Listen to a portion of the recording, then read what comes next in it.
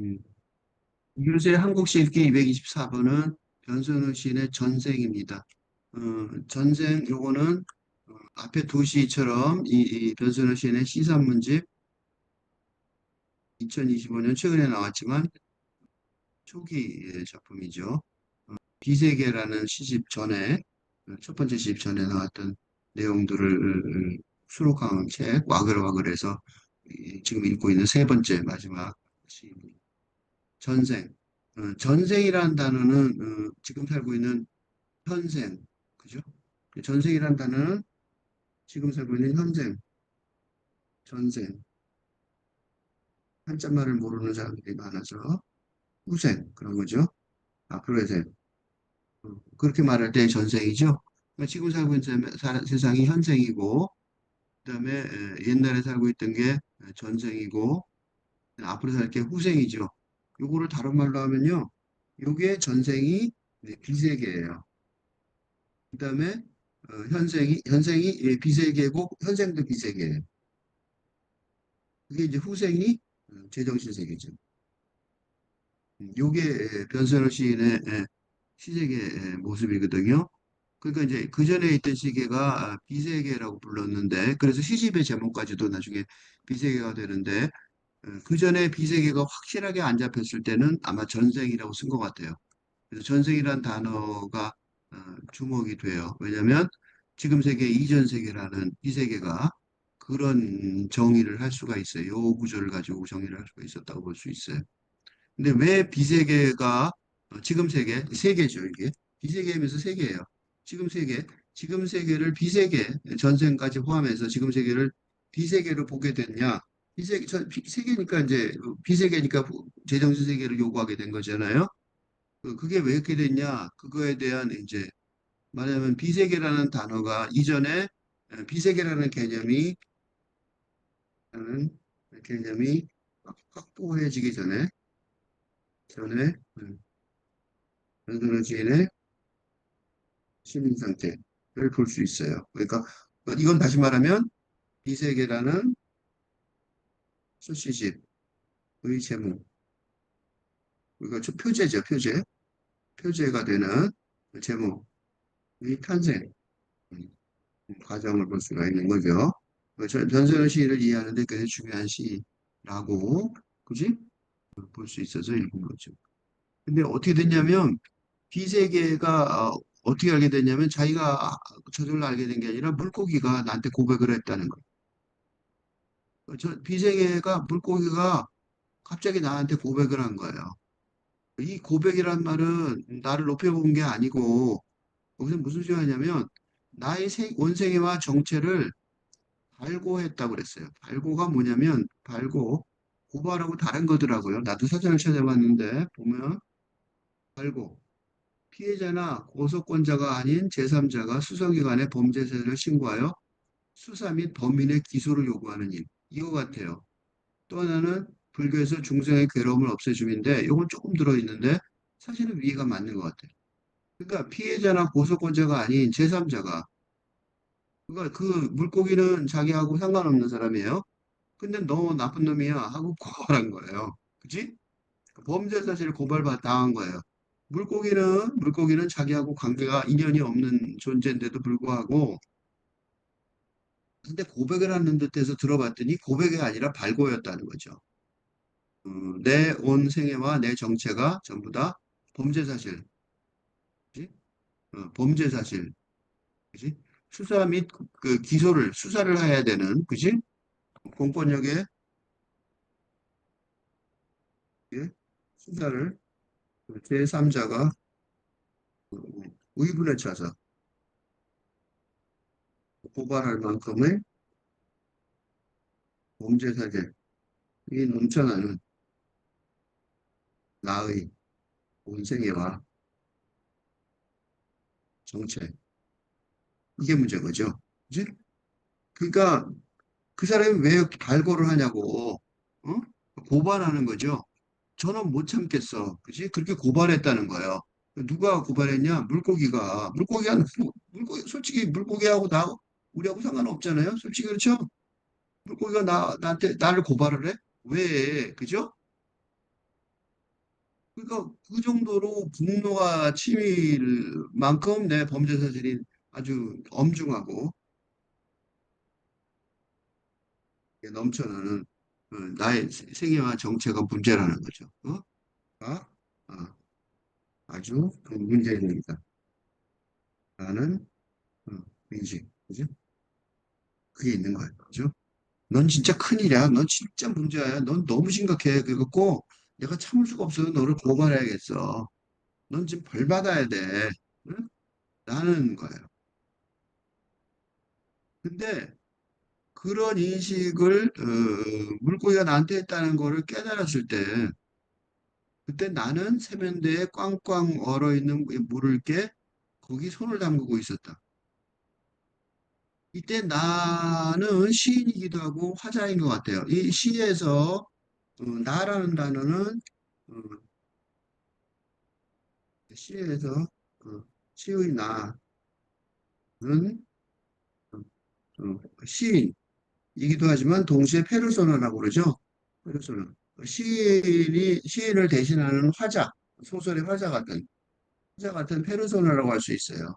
여기서 나는 둘을 다 가리키는 것 같은데 문제는 이때 시인도 이 안에 들어있는 것 같아요. 그러니까 이 시는 변선우 시인의 직접적인 경험이 그러니까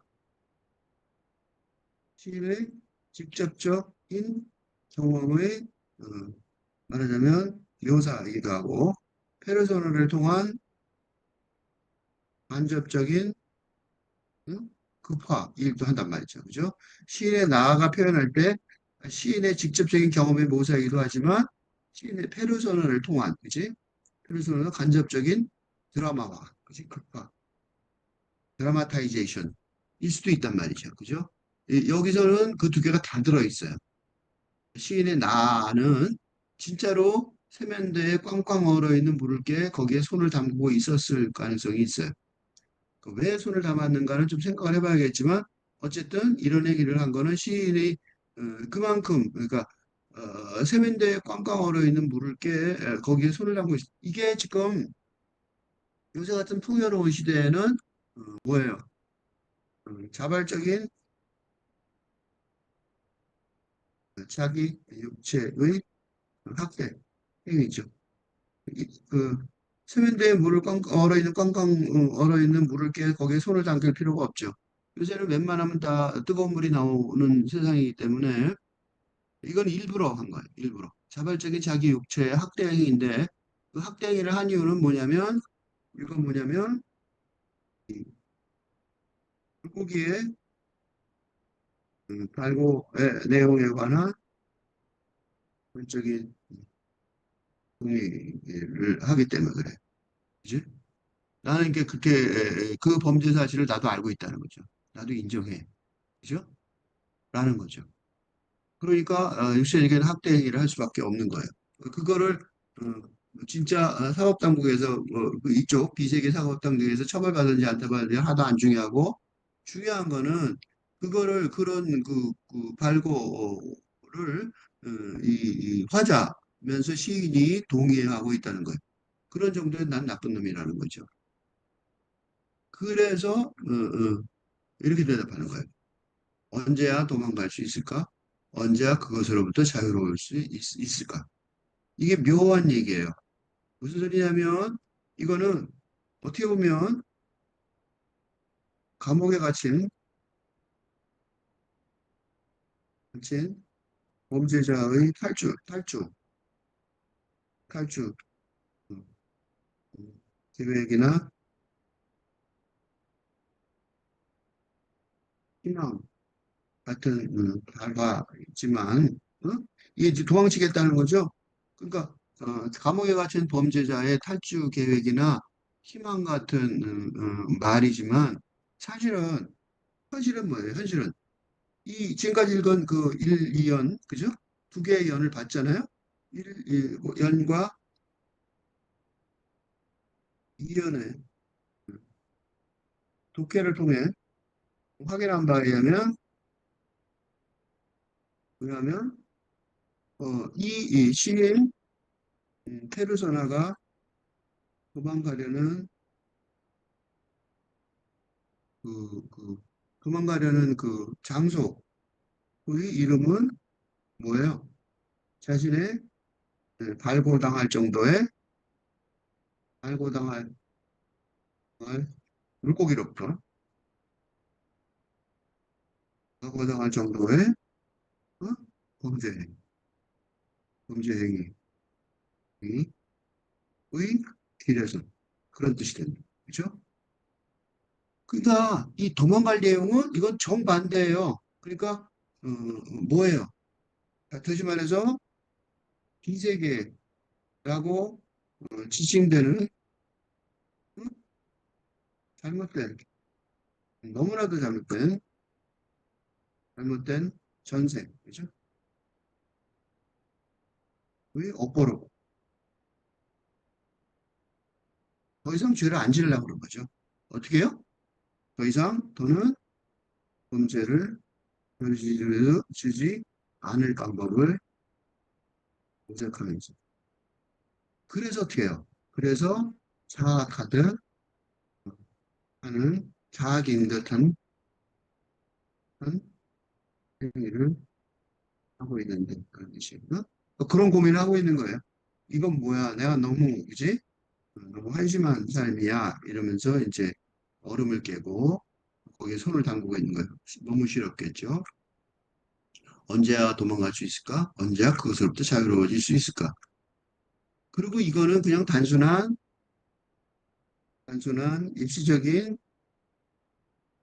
단순하고 일시적인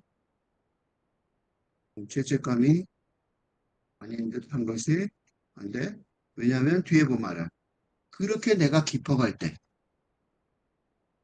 그러니까, 즉, 다시 말해서, 이게 뭐예요? 이게 하면, 이게 이 편선호 시인의 세계의 윤리적이고 도덕적인 아젠다라고 했습니다. 아젠다라고 볼 수 있어요. 그죠? 그렇게 내가 깊어갈 때 그 소리죠. 그죠? 그러니까 그 못 피하는 게 머리는 각오한 사람처럼 잘려나갔다. 사실은 누가 죽어야 되는데, 내가 혼나야 되는데, 물고기가, 물고기가 각오한 사람 잘려나갔다.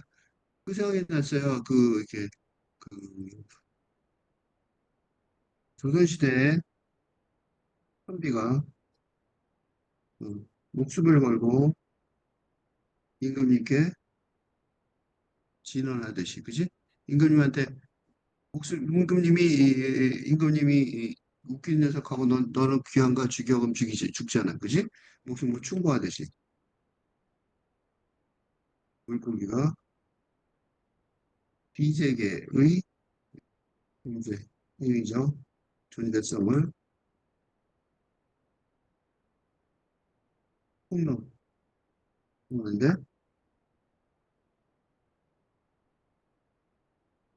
이는 무조치로 인해 무조치나 무반응으로 인해 어, 그죠? 어떻게 됐어요? 머리가 잘려나. 즉,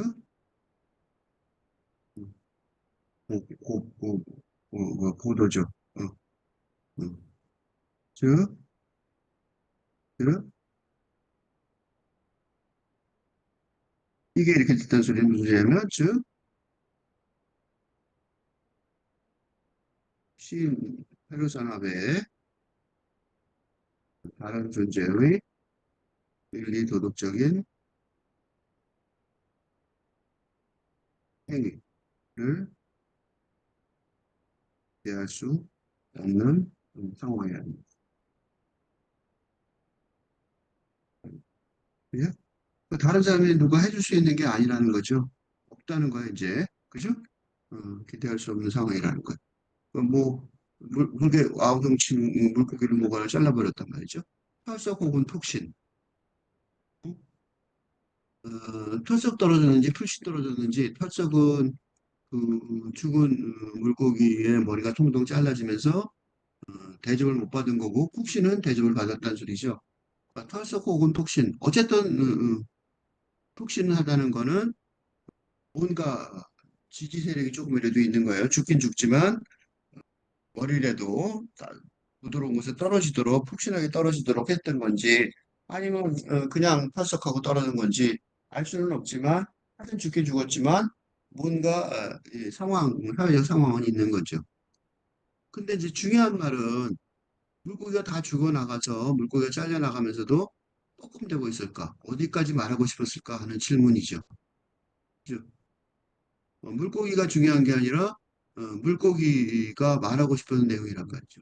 바로 이것 때문에 이 화자는 바로 이것 때문에 바로 이런 궁금증, 그리고 이런 화두로 인해 자학에 가까운 행위를 실천하려고 나섰던 것인데, 어? 그죠? 도대체 물고기가 했던 말, 그죠? 이건 물고기가 했던 말이라고 그러지만 사실은 뭐예요? 지금 세상이, 좀 정확하게 말하면 지금 세상이 배정신 세계를 찾아나서야 할 만큼 이 세계라는 비판이 오랫동안 있었는데, 예를 들어, 19세기 말과 20세기 초 모더니즘, 유럽을 흑무지라고 내겼던 의 모더니즘이나 1960년대의 혁명적 혁명운동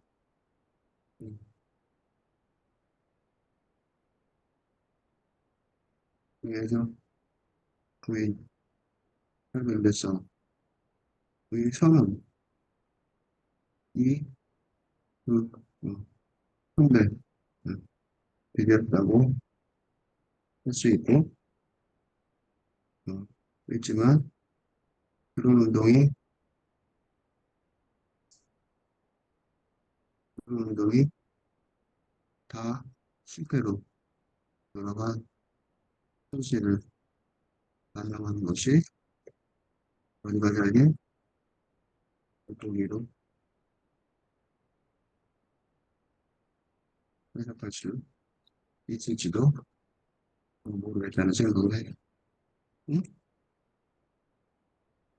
그러니까 그래서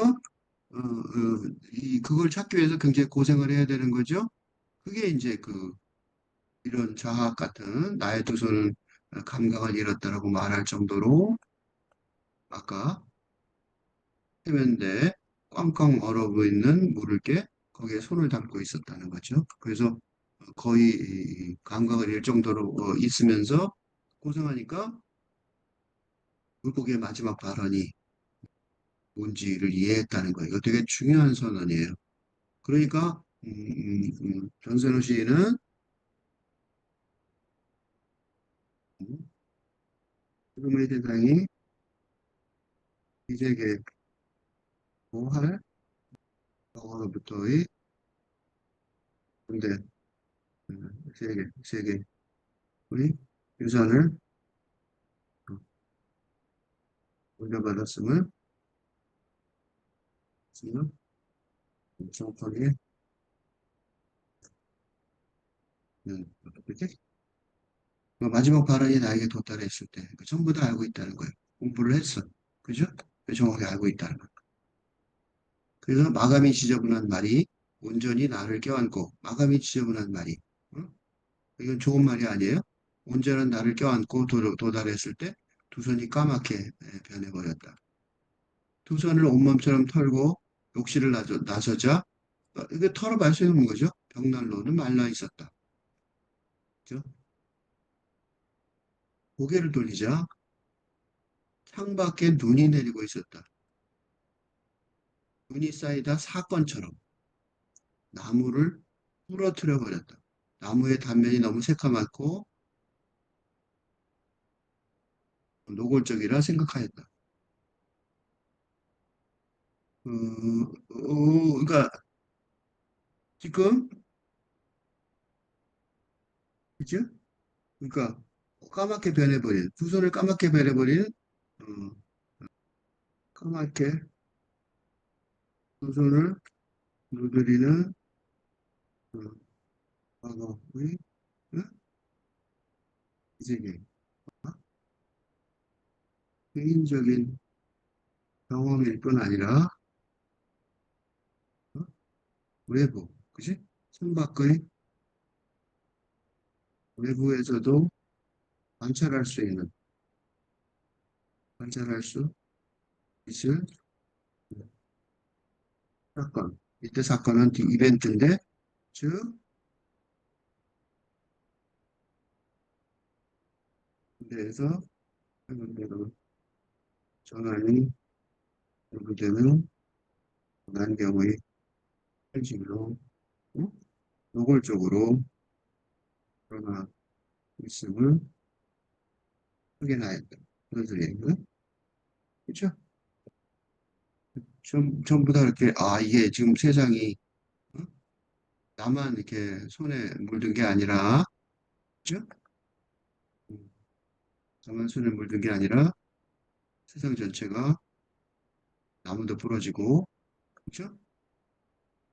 그리고 그 나- 나무에 닿으면 그 너무 새카맣던 거죠. 그리고 노골적이 또 드러났다는 거. 그래서 그거에 대해서 시인이 비세계라는 이 단어를 쓴 거예요. 왜냐하면 시인이 비세계라는 단어를 쓴 이유는 수술에 입장하는 경건한 의사처럼 그러니까 진지한 거죠.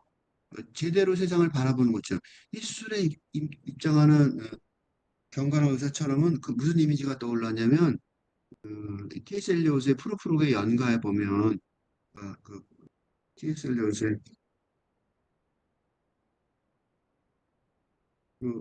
그게 연가에 보면 연가에서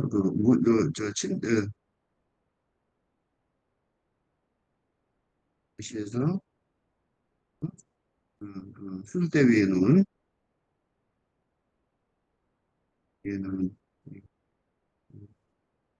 환자라는 이미지, 그치?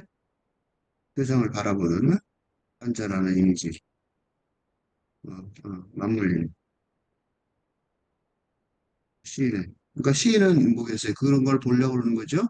시인의, 자, 그죠? 시인이, 그러니까 이런 유형을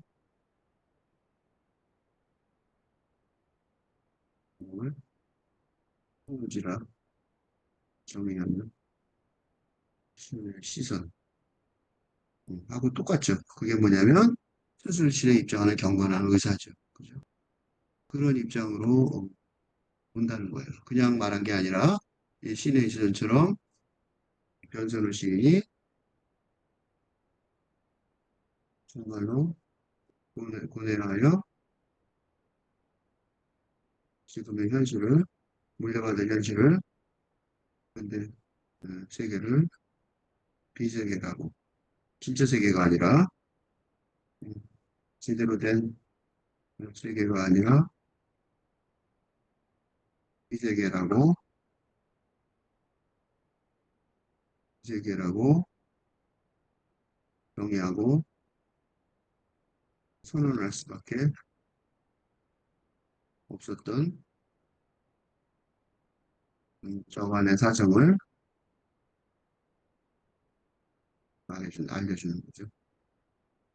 지금 그러고 있죠. 그래서 상복을 계속 볼 수밖에 없었던 거예요. 그지? 두 년이 남았는데 너에게 또 달아나고 싶은 밤이 있었을까? 그러니까 현실이 음, 너가 누군지 모르지만 그 세상이 그죠? 지금 세상이 비세계라서 그죠? 화자인 나가 페르소나 시인인 나도 견딜 수 없는 비세계를 보면서 그 비세계가 그리고 그 비세계를 비세계의 범죄 같은 하늘 상황을 초래한 인간이라서 어, 어, 간고당한 것처럼 그 빈세계 물고기를 비롯한 이 세계의 구성원인 분들도 어? 시인처럼 페르소나처럼 어? 도망치고 그 현실을 인식하고 있는지 질문하는 거죠. 그지?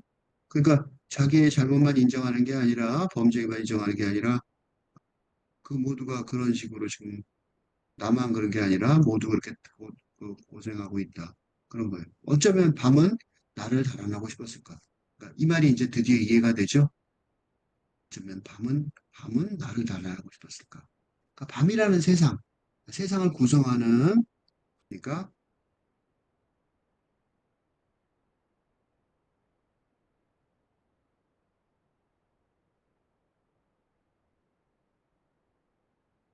현실을, 세상을 구성하는 요소 중 하나인 기본 요소죠.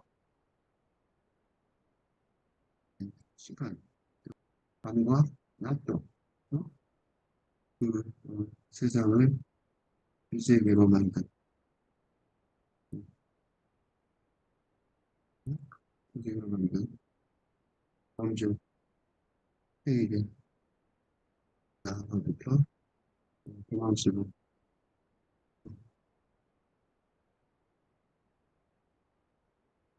10초 정도였을 것이라는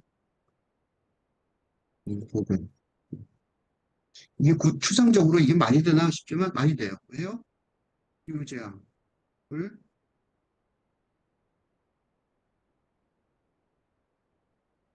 의 원인행위자인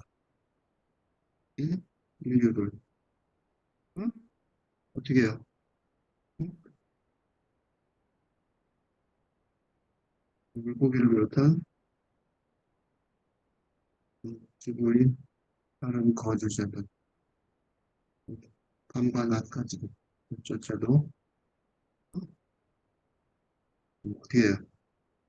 알고 하고 싶을 정도로 그와 그에게서 떨어지고 싶을 것이라는 생각이 들 정도로 우리와 포함일치 한 것들 따지기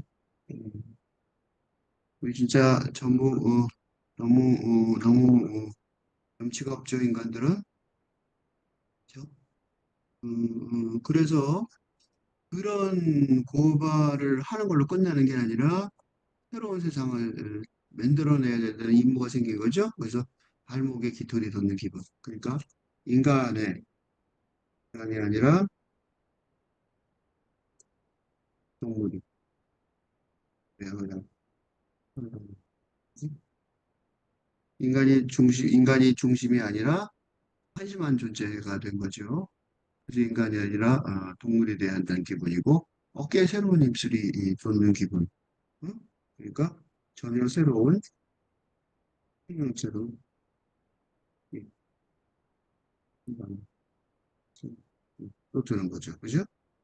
음, 전혀 새로운 생명체로. 그러니까 어깨에 새로운 입술이 돋는 것처럼 전혀 새로운 생명체로 바뀌어야 되지 않을까. 우리 너무 이거 그냥 상태로 이게 이 세상이 지대로 유지가 될 수 있을까라는 생각을 하고 있다는 거예요. 그래서 무슨 생각이 들었어요?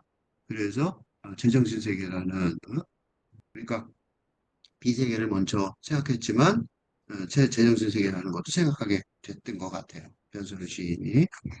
처음부터까지 한번 읽고 끝내겠습니다. 전생 변선우 비세계의 물고기가 나를 고백했을 때, 그러니까 나의 온 생애와 정체를 발굴했을 때, 나는 세면대에 꽝꽝 얼어 있는 물을 깨 거기 손을 담그고 있었다. 언제야 도망갈 수 있을까? 언제야 그것으로부터 자유로워질 수 있을까? 그렇게 내가 깊어갈 때 물고기의 머리는 각오한 사람처럼 잘려나갔다. 털썩 혹은 폭신. 물고기는 머리가 잘려나가서도 뻐끔대고 있었을까? 어디까지 말하고 싶었을까?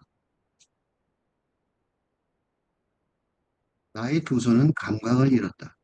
물고기의 마지막 발언이 이윽고 나에게 당도했을 때, 마감이 지저분한 이 말이 온전한 나를 껴안고 도착했을 때, 두 손이 까맣게 변해버렸다.